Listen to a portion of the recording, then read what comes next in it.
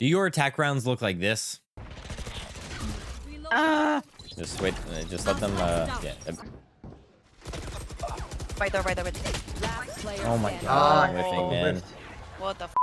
Everyone has those games where it feels like you had a really solid defensive half only to lose nearly every round on attack. Figuring out what to do on attack and when to do it can be pretty difficult, especially with an uncoordinated team. Even if you solo queue, this video will help you understand how your team should function as a cohesive unit on attack. Share this knowledge with your teammates and they'll hopefully start doing the right things instead of whatever the hell this is. Just throwing. I'm chill and let's get into it.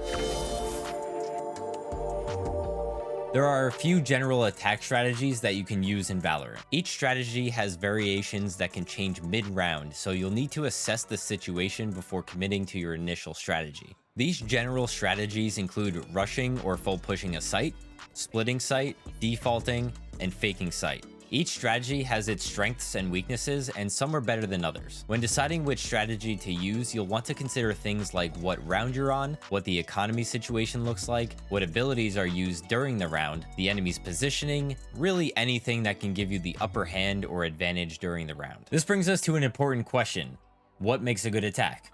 Since you're here, you're probably frustrated with how your attack rounds have gone in recent games. So you came to YouTube and typed in how to attack in Valorant, and here you are. That aside, there are noticeable traits of a good attack versus a bad attack. A good attack round can involve good communication, proper ability usage, timing, map awareness, taking map control, good rotations, site executes, and much more. There's a lot to cover there, but instead of just describing these concepts, let's take a look at a bad attack round in a real game.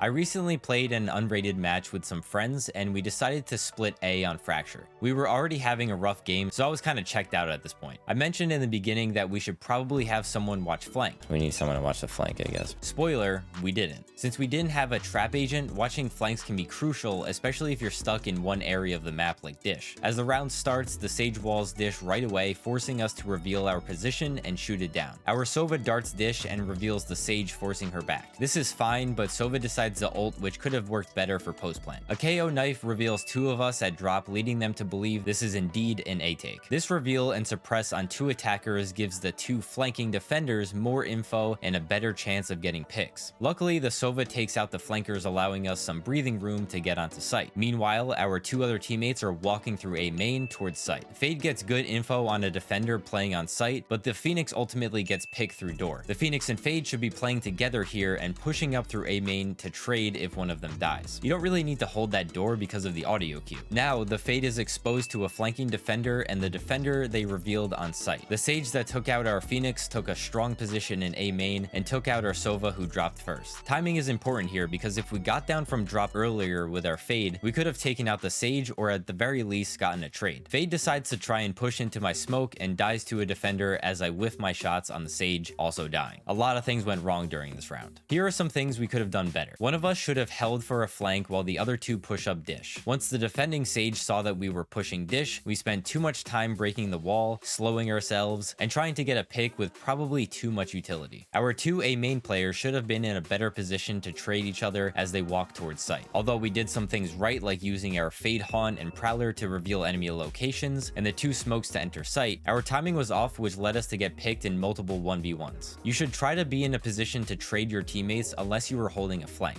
Alright, now let's take a look at what a good attack round should look like. To see a truly good attack round, we'll break down how a professional team does it. In this 100 Thieves vs Fnatic match, 100 Thieves are on attack on the first full buy from each team. 100 Thieves are spread out with 2 towards B and 3 towards A. This is an excellent example of how you would default at the beginning of the round. We'll go over what that is in a little bit. Before the round even starts, we can see that Chamber is using a trademark trap at the garage choke, so he knows if an enemy tries to flank. This also indicates that Chamber and Omen will ultimately head to A. When the round begins, 100 Thieves start with a Fade Haunt lineup that reveals anyone playing mid cubby. An Omen smoke and KO knife go out into mid to get early info on the defender's position, and the smoke allows them to take map control in mid. You'll notice that they're all walking quietly to their position. This is very important to know in Valorant. You'll notice that the Fade uses a Prowler in A main to make sure no one pushed up to the smoke and also show her presence to keep the defenders back towards site. Meanwhile, the Omen is holding for a garage to make sure a defender isn't flanking. lurking. His positioning allows him to catch anyone lurking through the smoke mid. Omen then throws a smoke over to Garden while KO throws in a flash and Chamber attempts to get a pick but gets put down. They trade some utility and put some pressure mid to make it seem like a mid to B hit may be coming. Deceiving the enemy with smokes and utility is a great way to manipulate and condition your opponent. While KO and Sage head back through tree, the Omen begins a lurk through mid to try and steal a pick. Now some of these plays are advanced, but I want you to pay attention to this because it's the kind of coordination, creativity, and teamwork you need to overcome your enemy. ADS there with a bulldog, but it does go wide. And paranoia in his hand. He wants to try and supplement this for a bit of a squeeze. That is an amazing paranoia. It's a solo play, but okay. Everything there, a bit of ADS there with a bulldog, but it does go wide.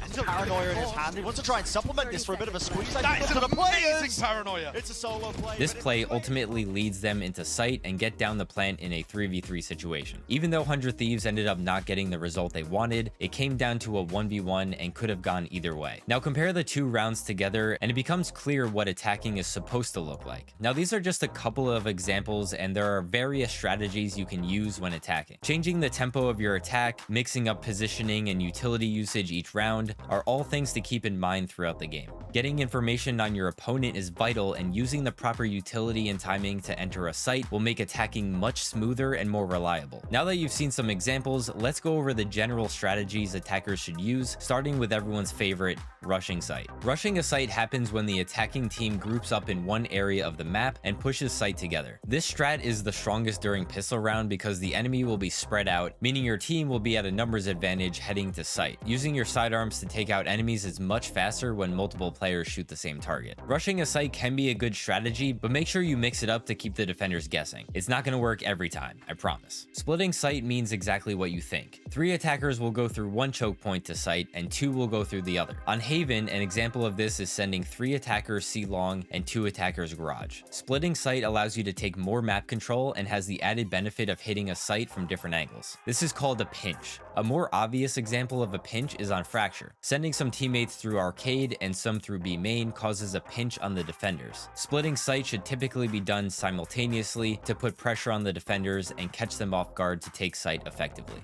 Defaulting simply means spreading out across the attacker's side of the map and playing slow to take map control. It's also used to get info on the enemy and play for picks. It's generally good to default if your rush or site split isn't working or the defenders are playing aggressively and pushing into contested areas of the map. Defaulting allows you to play for picks because the attackers may get impatient and peek into an angle you're holding. You're essentially punishing the attackers for playing aggressively in this scenario. Once you get that pick, you can now take more map control and push the site that the attacker was playing. You can also use defaulting as a way to condition the defenders. Conditioning in Valorant means to train the enemy to behave in a certain way. An example of this is when you smoke mid cubby on ascent every round in the beginning or Sova darting mid. If you do this a few rounds in a row, the enemy will start expecting that every time. It'll be unexpected if you train the enemy to think you're rushing B and then you rush A. Defaulting is a great way to get the enemy to do what you want. Faking site can be executed in a few different ways. The simplest way to fake is by making a lot of noise near the entrance to site, using abilities on the site like smokes, flashes, and info gathering abilities to sell the fact that you are indeed trying to take site. Meanwhile, most of your team waits for the enemy to rotate and quietly advances toward another site. It's crucial that the attackers with the spike aren't making noise, so the defenders have no indication that a fake is coming. The attackers faking site can now rotate towards the site you're going to plant on.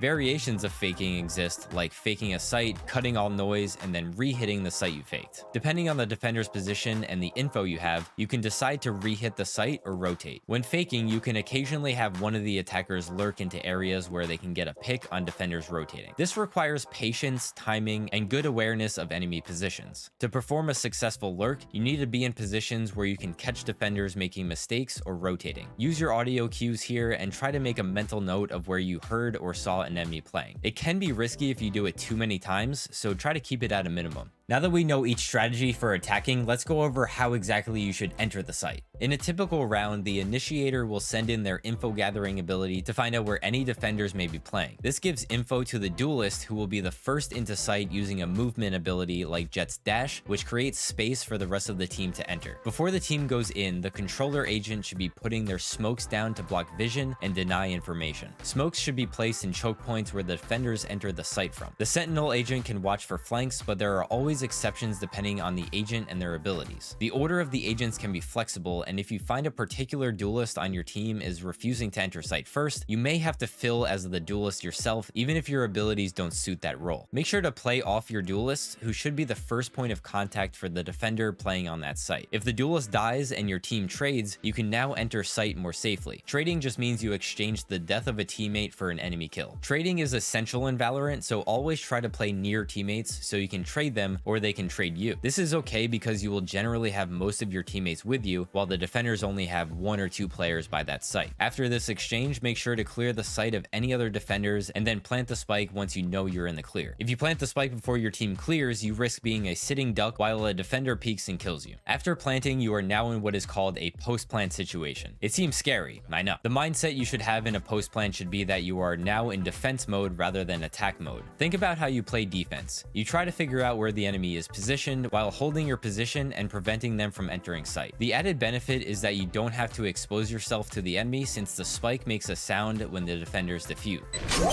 I'm sure you've seen teammates overextend into defenders' territory. While this can work in certain situations, it's usually best to hold strong positions on and off site towards your side of the map. When defending the spike on site, you want to position yourself in areas where you can play off your teammates and create crossfires or double up on the same position to try and guarantee a kill on defenders attempting to retake. If you're a controller, you can use this time to re-smoke chokes or play post-plant lineups, for example. You can also try playing in what's known as an off angle. Off angles are positions that are unexpected to the enemy. Playing in a corner or near cover is an expected angle for enemies to be standing. This is why you die immediately after an enemy peaks sometimes, because they pre-fire that angle and expect someone to be there. Playing an off angle allows you to avoid this pre-fire crosshair placement and give yourself a better chance of killing the defender. Off angles can be risky since they're often away from cover, so use them wisely. Another concept to understand is the jiggle peek and jump peek. Jiggle peeking means bobbing in and out of cover to try and spot an enemy without revealing yourself completely. This makes you harder to hit. It's especially good for post plan because if you hear an enemy defuse, you can jiggle peek, forcing them off the spike. Jump peeking is a more advanced version of jiggle peeking. A jump peek can be performed in a couple different ways, but the idea is to use Valorant movement mechanics to jump out of cover to spot an enemy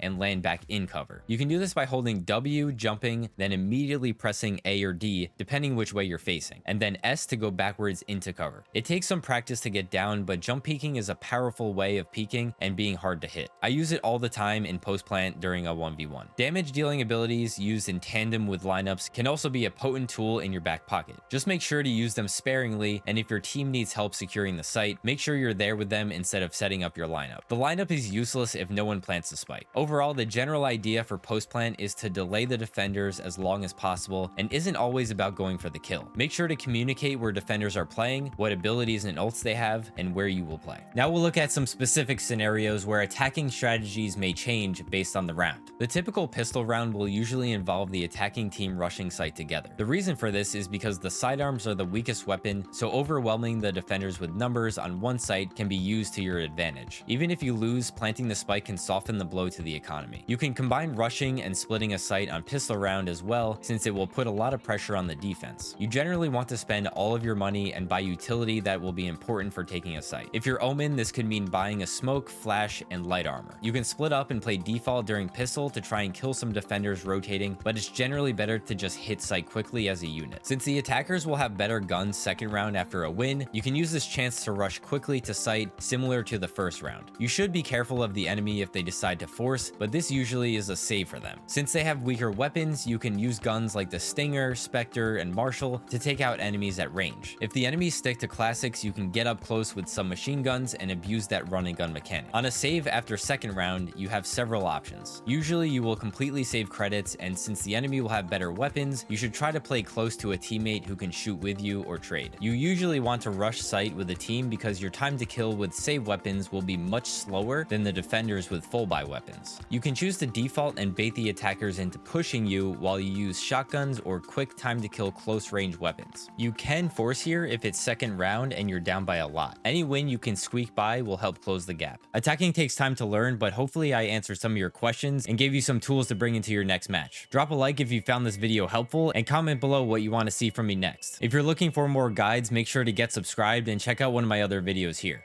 Thank you guys for watching, and I'll see you in the next one. Peace.